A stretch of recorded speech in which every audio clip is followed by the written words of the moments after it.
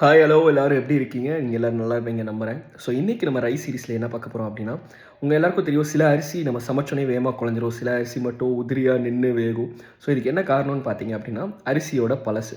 நம்ம எல்லோரும் சில நேரம் ஒயின் சொல்லுவோம், சீஸ் சொல்லுவோம். அதே மாதிரி அரிசியும் ரொம்ப பழசாக இருந்தால் தாங்க ரொம்ப நல்லது. ஸோ ஃபார் எக்ஸாம்பிள் இப்போ நெல் அறுவடை பண்ணி வயல்லேருந்து வரும்போது அதோட மாய்ஸ்சர் ஆவரேஜாக பார்த்தீங்கன்னா ஒரு 16லேருந்து 20% இருக்கும். இப்படியே நம்ம வந்து அந்த மில்ல அரைச்சோம் அப்படின்னா அந்த அரிசி வந்து உடஞ்சிரும். ஸோ இதுதான் அந்த புது அரிசி வந்து குலையிறதுன்னு சொல்கிறதுக்கு வர கம்ப்ளைண்ட்ஸ் எல்லாமே இதனால வருது. ஸோ இது என்ன பண்ணலாம் அப்படின்னு சொல்லி பார்த்தீங்க அப்படின்னா, வந்தோடனே ஃபஸ்ட்டு வந்து குயிக் ட்ரைன்னு சொல்லிட்டு நம்ம அதை வந்து ஏன்னா அது ரொம்ப ஈரப்பதமாக இருக்கும். அதை ஒன்று நம்ம நேராக போட்டு வெயிலில் காய வைக்கலாம். இல்லைனா நம்ம ட்ரையரில் வந்து கொஞ்சம் குயிக்காக இது பண்ணும்போது 24 ஹவர்ஸ்க்குள்ளே இதை பண்ணணும்.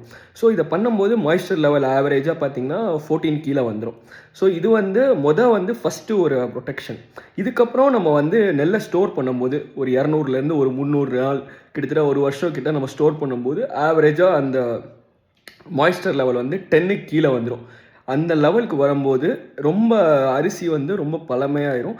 அதே மாதிரி அது டேஸ்ட் அதுக்குன்னு ஒரு டேஸ்ட் இருக்குது. அதுக்குன்னு அவுட்புட் கூட வந்துடும். அரிசி உடையாமல் ஃப்ளஃபியாக உதிரியாக இருக்கும். ஸோ இதான் அதுக்கான காரணம். இது மாதிரி அரிசியை பற்றி இன்னும் நிறையா தெரிஞ்சுக்கணும்னு பார்த்தீங்கன்னா சப்ஸ்கிரைப் பண்ணிக்கோங்க. டாடா பாய்.